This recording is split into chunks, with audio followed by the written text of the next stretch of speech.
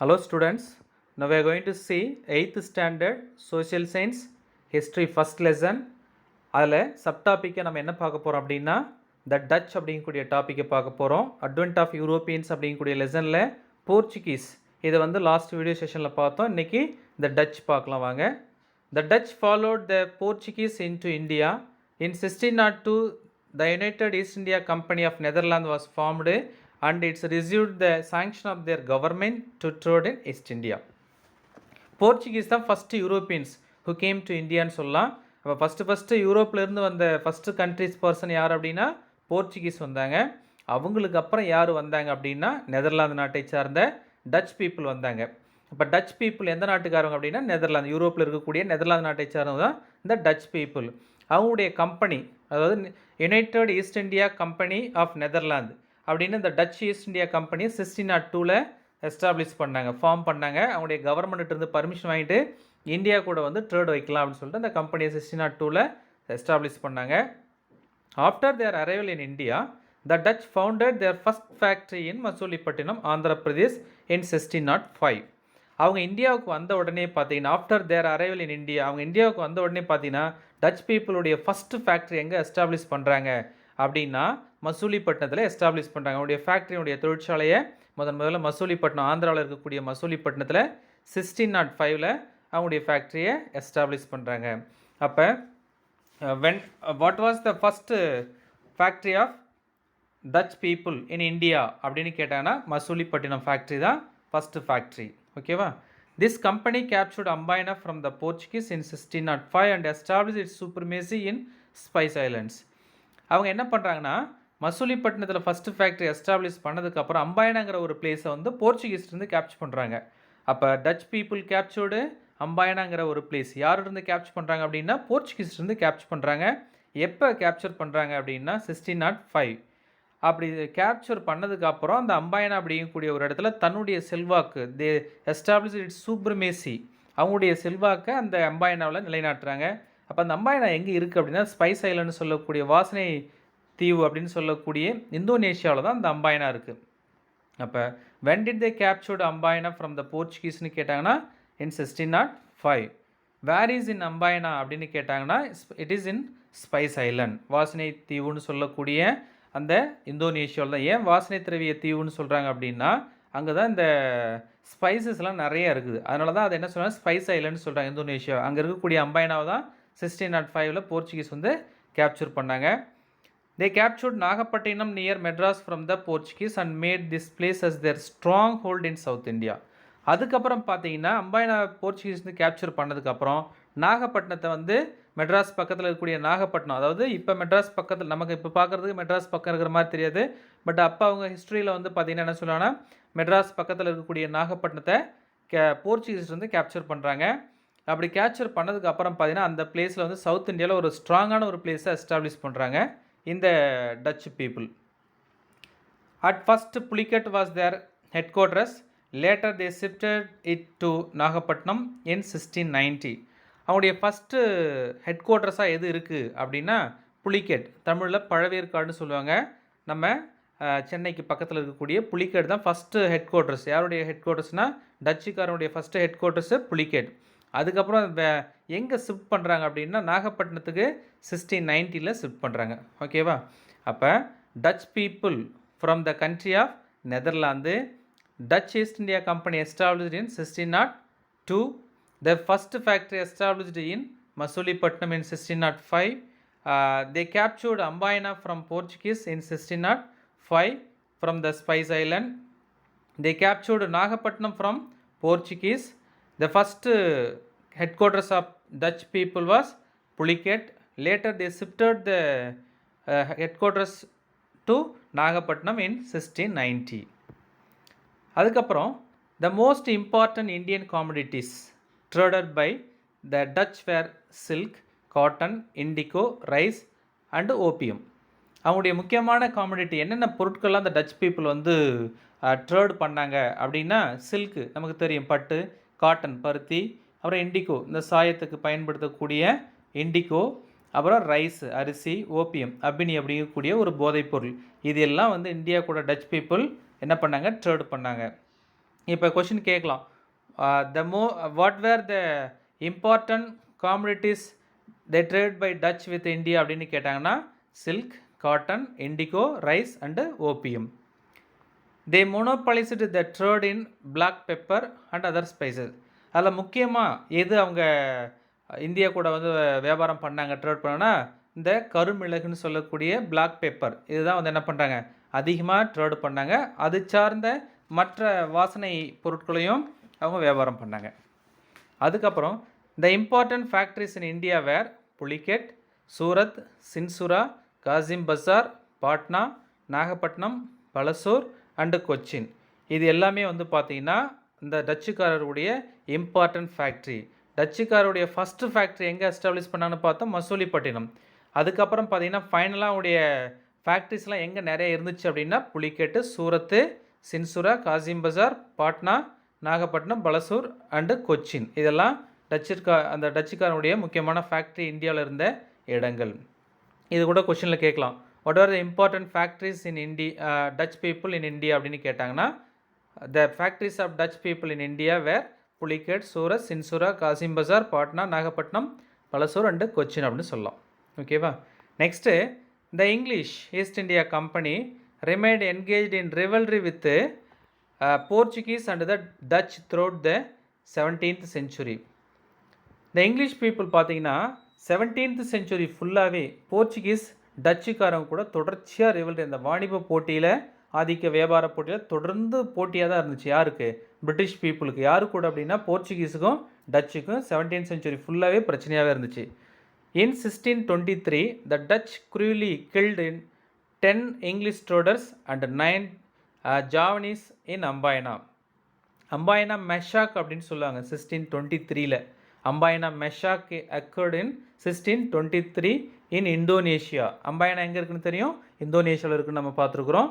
அப்போ அம்பாயனா மெஷாக் அப்படின்னா 1623ல் touch people வந்து என்ன பண்ணாங்கன்னா ரொம்ப கொடூரமான முறையில் ஒரு 10 இங்கிலீஷ் ட்ரேடர்ஸு, 10 ஆங்கில வியாபாரிகளையும் 9 ஜாவனீஸ், அதாவது 9 ஜாவா தீவை சார்ந்தவர்களையும் மொத்தம் ஒரு இந்த 2 நாட்டை சார்ந்த ஒரு 19 பேர் என்ன பண்ணிட்டாங்க அம்பாயனாவில் இந்த டச் பீப்புள் படுகொலை செஞ்சிட்டாங்க.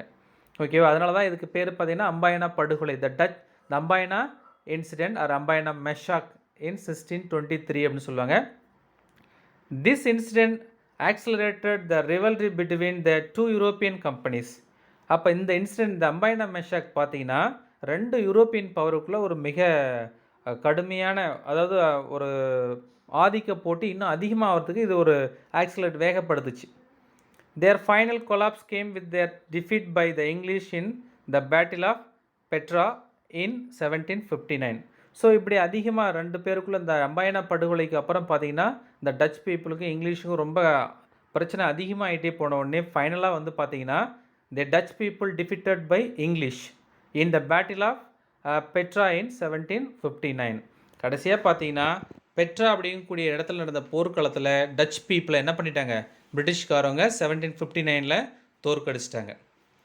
த Dutch lost their settlements one by one to English and was completely wiped out by the year 1795. So இப்படி தொடர்ச்சியாக அந்த அம்பாயனா இன்சிடெண்ட்டுக்கு அப்புறம் பார்த்தீங்கன்னா டச்சுக்கும் இங்கிலீஷுக்கும் தொடர்ந்து அந்த ரிவல்ரி இருந்துக்கிட்டே இருந்த உடனே பார்த்தீங்கன்னா 1 by 1 அவங்களுடைய குடியிருப்புகள் எல்லாத்தையும் வந்து பிரிட்டிஷ்காரங்கள்ட்ட விட்டுட்டாங்க. யார்? டச் பீப்புள் வந்து தொடர்ச்சியாக விட்டுக்கிட்டே வந்துட்டாங்க. அந்தளவுக்கு ஒரு ஸ்ட்ராங் ஃபோர்ஸ் யார்கிட்ட இல்லை, டச் பீப்புள்கிட்ட இல்லை. யார்கிட்ட இருந்த மாதிரி அப்படின்னா இங்கிலீஷ் பீப்புள்கிட்ட இருந்த மாதிரி டச் பீப்புள்கிட்ட இல்லை. ஸோ ஃபைனலாக பார்த்தீங்கன்னா 1795ல் டோட்டலாக என்ன ஆயிடுச்சு, அந்த டச்சுடைய செட்டில்மெண்ட்ஸ் ஃபுல்லாக பிரிட்டிஷ்காரங்கள்ட்ட போயிடுச்சு. ஓகேவா. Next the touch in Tamil Nadu.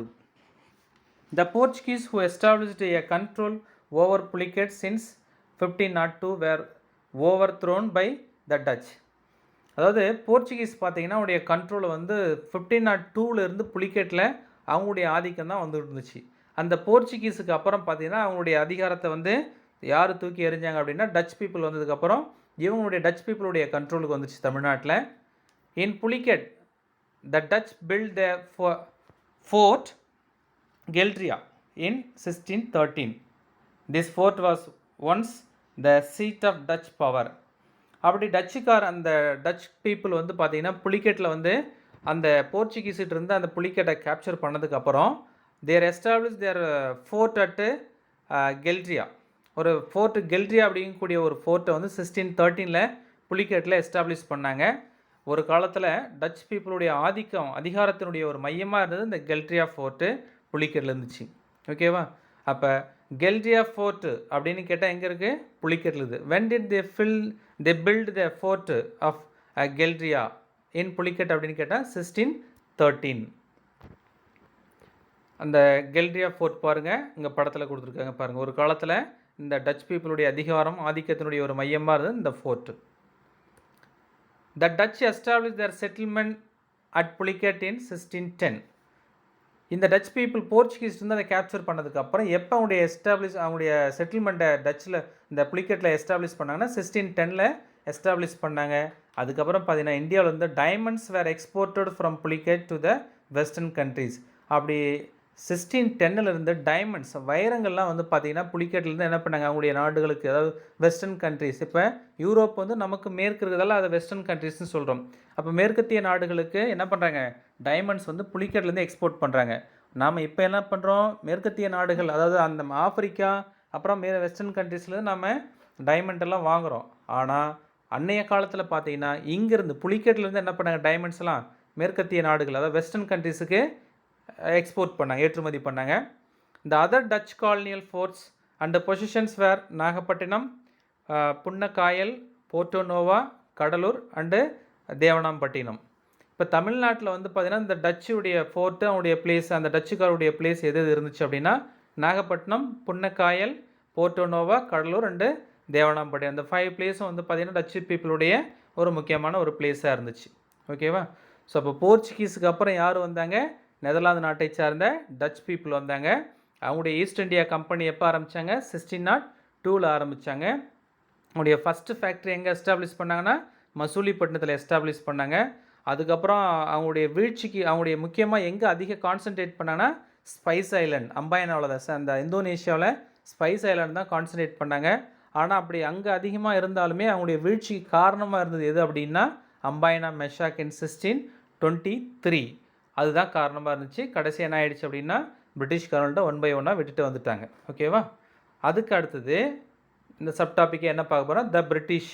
இந்த சப்டாபிக் பார்க்குறோம். போர்ச்சுகீஸ் பார்த்தோம், அப்புறம் டச் பார்த்தோம், அப்புறம் த பிரிட்டிஷ். இங்கிலாந்து நாட்டை சார்ந்தவங்க தான் இந்த பிரிட்டிஷ்னு சொல்கிறோம்.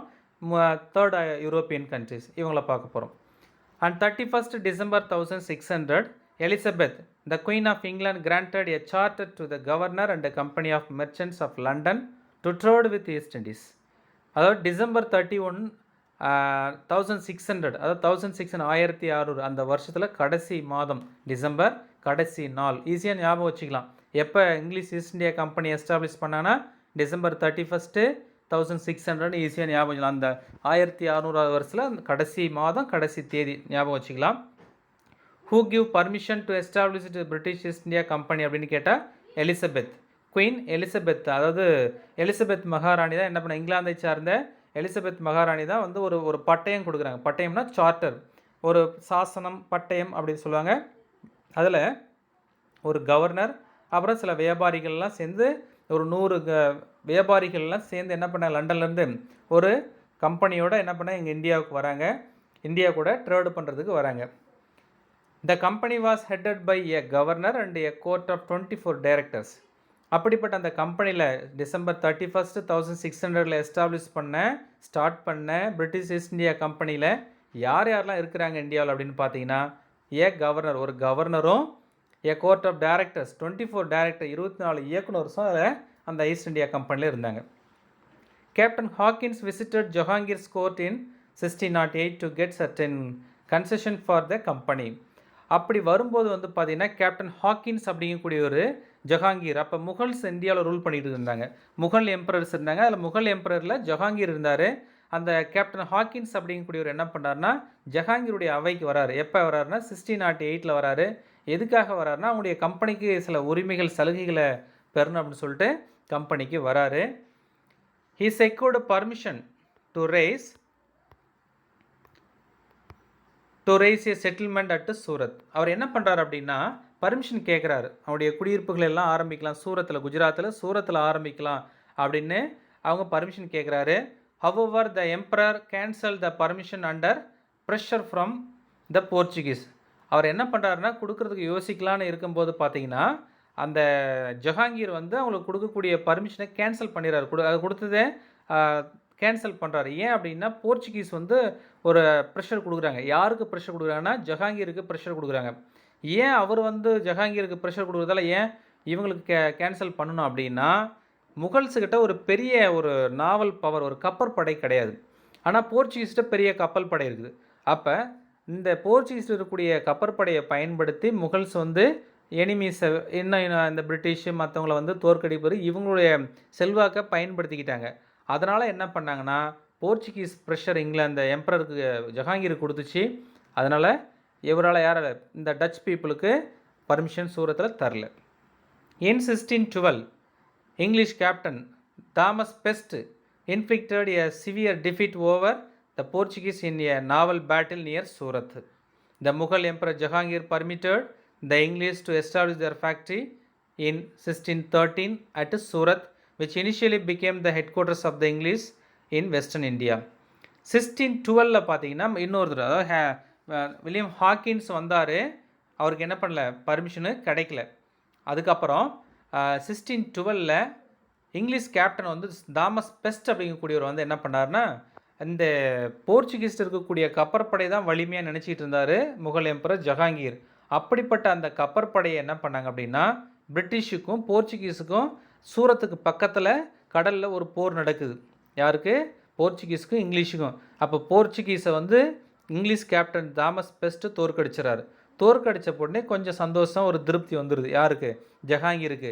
நம்ம போர்ச்சுகீஸை நம்பிக்கிட்டு இருந்தோம், ஆனால் அவங்கள விட வலிமையான கப்பற்படை இங்கிலீஷ்காரங்கள்ட்ட இருக்குது போல் அப்படின்னு நினச்சிக்கிட்டு உடனே வந்து என்ன பண்ணுறாருன்னா, சூரத்தில் வந்து அவங்களுடைய ஃபேக்ட்ரி கட்டிக்கலாம் அப்படின்னு 1613 பர்மிஷனை கொடுத்துட்றாரு. யாருக்கு? இங்கிலீஷுக்கு பர்மிஷனை கொடுத்துட்றாரு. அப்படி பர்மிஷனை கொடுத்த உடனே இதுதான் அவங்களுடைய வெஸ்டர்ன் இந்தியா, மேற்கு இந்தியாவில் அதோடைய ஃபஸ்ட்டு ஹெட் குவார்ட்டர்ஸாக அந்த சூரத்தில் எஸ்டாப்ளிஷ் பண்ணுறாங்க. இப்போ when did British establish their factory at சூரத்னு கேட்டால் 1613. வெஸ்ட் இந்தியாவில், மேற்கு இந்தியாவில் அதுதான் ஃபஸ்ட்டு ஹெட் குவார்ட்டர்ஸு. அதுக்கப்புறம் பார்த்தீங்கன்னா, captain Nicholas Downton won another decisive victory over the Portuguese in 1614. These events enhance the British prestige at the Mughal court.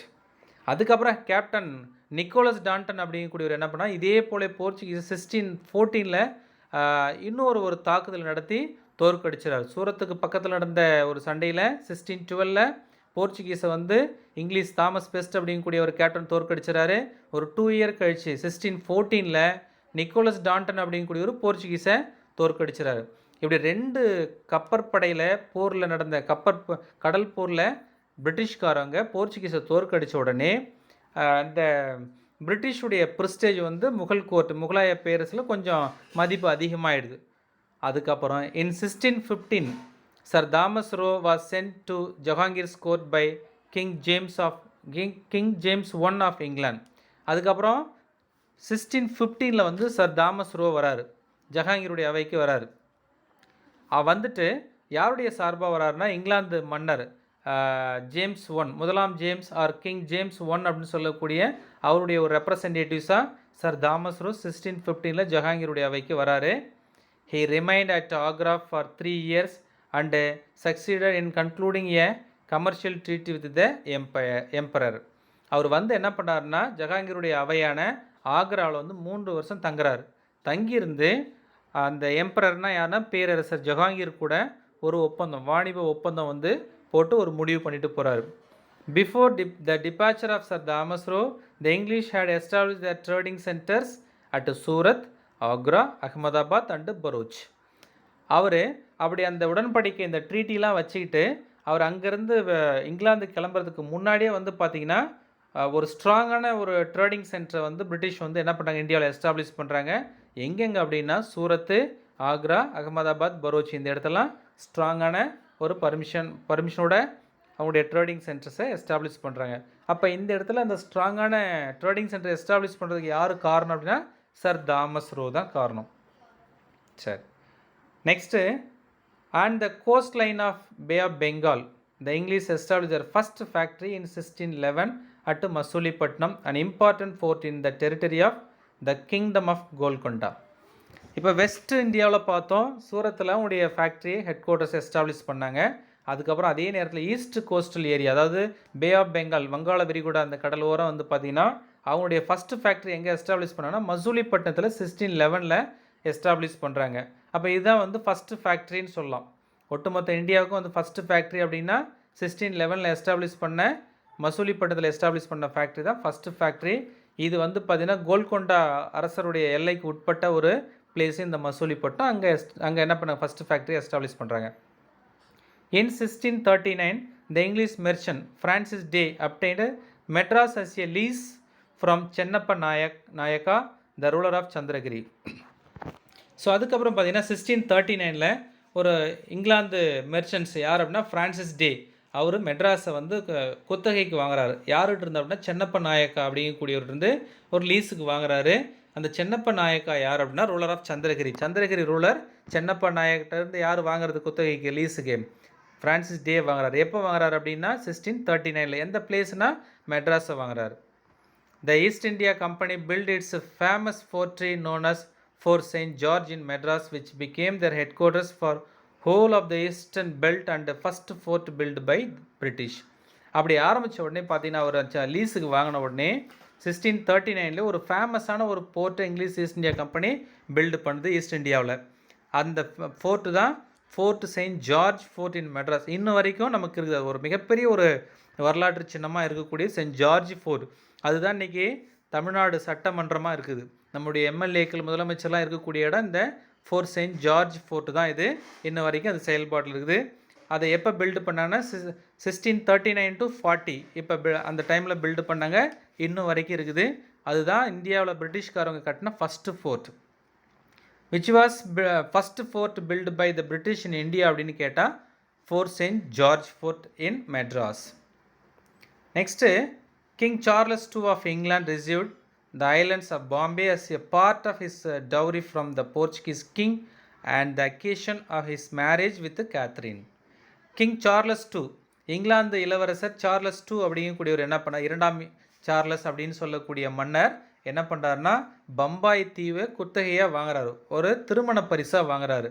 யார்கிட்டருந்து வாங்குறாருன்னா Portuguese கிங்கிட்டிருந்து வாங்குறாரு. ஏன் அவருக்கு தராங்க அப்படின்னா அவர் போர்ச்சுகீசிய பிரின்சஸ் கேத்ரின் அப்படிங்கக்கூடிய போர்ச்சுகீஸ் இளவரசியை மேரேஜ் பண்ணிக்கிறார். இங்கிலாந்து நாட்டை சார்ந்த கிங் சார்லஸ் II போர்ச்சுகீஸ் நாட்டை சார்ந்த இளவரசி கேத்ரின் அப்படிங்கக்கூடியவங்கள மேரேஜ் பண்ணதால் பொண்ணுக்கு சீதனமாக என்ன பண்ணாங்கன்னா பம்பாய் தீவை கொடுத்துட்றாங்க. யாருக்கு? இந்த king Charles IIக்கு கொடுத்துட்றாரு. In 1668 the East India Company acquired the islands at an annual rent of £10 from Charles II. So அப்படி பம்பாயை திருமண பரிசாக சார்லஸ் II வாங்குறாரு. வாங்கின பிறகு பார்த்தீங்கன்னா 1668 இங்கிலீஷ் ஈஸ்ட் இந்தியா கம்பெனி என்ன பண்ணுறா அந்த பம்பாய் ஐலண்டை ஒரு வருஷத்துக்கு 10 பவுண்டு அப்படின்னு சொல்லிட்டு சார்லஸ் II இருந்து என்ன பண்ணுறாங்க குத்தகைக்கு விலைக்கு வாங்கிடுறாங்க. அப்போ ஒரு வருஷத்துக்கு அவங்க ரெண்ட் எவ்வளோ தராங்க? இந்த சார்லஸ் IIக்கு 10 பவுண்ட்ஸ் தராங்க இந்த கம்பெனி. ஓகேவா? அப்போ இது கூட கொஸ்டினாக கேட்கலாம். King Charles II received a dash from the Portuguese king as a dowry and the occasion of his marriage with Catherine அப்படின்னு கேட்டால் பம்பாய். சரி. In 1690 a factory was established at Sudanudi by Job Charnock. 1690 ஒரு ஃபேக்ட்ரியை establish பண்ணுறாங்க. எங்கே? யார்? British establish பண்ணுறாங்க. எங்கே அப்படின்னா சுதனுத்தி அப்படிங்கக்கூடிய ஒரு இடத்துல. யார் எஸ்டாப்ளிஷ் பண்ணுறாங்கன்னா ஜாப் சார்னாக் அப்படிங்கக்கூடியவர் எஸ்டாப்ளிஷ் பண்ணுறாங்க. அப்போ in 1690 a factory was established at அப்படின்னு கேட்டால் Sutanuti by Job Charnock. The Jamindari of 3 villages of Sudanuti, Kaligata and Govindapur was acquired by the British in 1698. அப்போ ஒரு 3 ஜமீன்தாரி கிராமங்களை என்ன பண்ணுறாங்க பிரிட்டிஷ்காரங்க விலைக்கு வாங்குறாங்க. அந்தந்த எந்தெந்த பிளேஸ்னால் சுதனுதி, காளிகாட்டா, கோவிந்தப்பூர் இதை வந்து 1698 விலைக்கு வாங்குறாங்க. இந்த these villages later grew into a city of Calcutta. இதை மூணையும் சேர்த்து தான் பிற்காலத்தில் என்னவா உருவாக்குறாங்கன்னா கல்கட்டா சிட்டியாக உருவாக்குறாங்க. அப்போ இன்றைக்கி இருக்கக்கூடிய கல்கட்டா சிட்டி பிரிட்டிஷ் வந்து எந்தெந்த ஒரு வில்லேஜஸ் சேர்த்து உருவாக்குனது அப்படின்னா சுதனுதி, காளிகாட்டா, கோவிந்தப்பூர் இந்த 3 சிட்டிஸ் சேர்த்து தான் கல்கட்டாவை உருவாக்குனாங்க. யார் உருவாக்குனது அப்படின்னா ஜாப் சார்னாக். இப்போ மெட்ராஸ் யார் உருவாக்குனாங்கன்னா ஃப்ரான்சிஸ் டே. அதே மாதிரி கல்கட்டாவை யார் உருவாக்குனாங்க அப்படின்னா job Charnock. The factory at Sudanudi was fortified in 1696 and this new fortified settlement was named as Fort William in 1700. So இங்கே வந்து என்ன பண்ணாங்கன்னா ஒரு ஃபோர்ட்டு அதாவது நம்ம ஃபேக்ட்ரி 1690 ஒரு ஃபேக்ட்ரியை கட்டினாங்கன்னு பார்த்தோம். அந்த ஃபேக்ட்ரியை வந்து அதை என்ன பண்ணுறாங்க, புதுப்பிக்கிறாங்க, ஃபோர்ட்டிஃபைட் பண்ணுறாங்க. எப்போ 96 ஒரு 6 இயர், அதாவது 90 ஆரம்பிச்சது, 96 அதை புதுப்பிக்கிறாங்க. அப்படி புதுப்பிச்சதுக்கப்புறம் அங்கே ஃபஸ்ட்டு அவங்களுடைய நியூ ஃபோர்ட்டிஃபைடு செட்டில்மெண்ட்ஸ் வந்து எஸ்டாப்ளிஷ் பண்ணுறாங்க அங்கே அதுக்குள்ளார. அதுதான் வந்து என்னென்னா ஃபோர்ட் வில்லியம். 1700 ஃபோர்ட் வில்லியம் கோட்டை அப்படின்னு சொல்லிட்டு கொல்கட்டாவில் உருவாது. சென்ட் ஜார்ஜ் ஃபோர்ட் அப்படின்னு கேட்டால் எங்கே? சென்ட் ஜார்ஜ் ஃபோர்ட்னா மெட்ராஸு, வில்லியம் ஃபோர்ட் அப்படின்னா கொல்கட்டா. அதே மாதிரி கெல்ட்ரியா ஃபோர்ட் அப்படின்னா புலிகேட். ஓகேவா? Next, after the battle of Plassey in 1757 and Battle of Buxar in 1764, the company became a political power. So இப்படி தொடர்ச்சியாக ஒவ்வொரு இடத்துல வந்து அவங்களுடைய பிரிட்டிஷ்கனுடைய சூப்ரிமேசியை இன்க்ரீஸ் பண்ணதுக்கப்புறம் பார்த்திங்கன்னா ஃபைனலாக வந்து பார்த்திங்கன்னா பேட்டில் ஆஃப் பிளாசி ரொம்ப முக்கியமானது இந்திய வரலாற்றில் ஒரு டேர்னிங் பாயிண்ட்ஸ் ஃபார் பிரிட்டிஷ்னு சொல்லலாம். Battle of Plassey 1757 last year நீங்கள் படிச்சிருப்பீங்க அந்த பேட்டில் ஆஃப் பிளாசியை பற்றி. 1757 பேட்டில் ஆஃப் பிளாசியும் அதுக்கப்புறம் பேட்டில் ஆஃப் பக்சார் வந்து 1764 இருந்தது. அப்போ இந்த 2 பேட்டில் தான் பிரிட்டிஷ்காரங்களுக்கு வந்து ஒரு பொலிட்டிக்கல் பவர் இந்தியாவில் உருவாக்குறதுக்கு காரணமாகிடுச்சு. அப்போ which battle laid the British foundation in இந்தியான்னு கேட்டால் battle of Plassey. Which was the real foundation of British positions in India அப்படின்னு கேட்டால் battle of Buxar. India was under the East India Company's rule till 1858 after it came under the direct administration of the British Crown. அதாவது 1757 start ஆன அந்த English east இந்தியாவுடைய company rule 1858 கிட்டத்தட்ட ஒரு 101 வருஷம் வரைக்கும் வந்து பார்த்தீங்கன்னா கம்பெனி வந்து இந்தியாவில் ரூல் பண்ணிச்சு. அதுக்கப்புறம் இந்த பெரும்புரட்சி சொல்லக்கூடிய கிரேட் ரிவால்ட் ஆரம்பித்ததுக்கப்புறம் கம்பெனி ரூல் வந்து 1858 முடிவுக்கு வந்துடுச்சு. அப்புறம் பிரிட்டிஷ் அரசாங்கம், பிரிட்டிஷ் க்ரௌனே வந்து நேரடியாக இந்தியாவை ரூல் பண்ண ஆரம்பிச்சிட்டாங்க. ஓகேவா? இதுதான் பிரிட்டிஷ். சரி, British east India company established in அப்படின்னு கேட்டால் December 31, 1600. Who was the first English person who came to Jahangir's court to get permission to establish at Surat அப்படின்னு கேட்டால் வில்லியம் ஹாக்கின்ஸ். அவருக்கு பர்மிஷன் கிடைச்சதா அப்படின்னா கிடைக்கல. Who got permission to establishing trading centers in India அப்படின்னு கேட்டால் sir Thomas row. ஓகேவா? Who established the city of Madras as well as established saint George fort அப்படின்னு கேட்டால் ஃப்ரான்சிஸ் டே. ஓகேவா? சரி, ஓகே ஸ்டூடெண்ட்ஸ், இது வரைக்கும் பார்த்தீங்க, கவனிச்சிங்க. இது உங்களுக்கு ஹெல்ப்ஃபுல்லாக இருக்குன்னு நினைக்கிறேன். உங்களுடைய ஃப்ரெண்ட்ஸுக்கும் ஷேர் பண்ணுங்கள். தேங்க்யூ.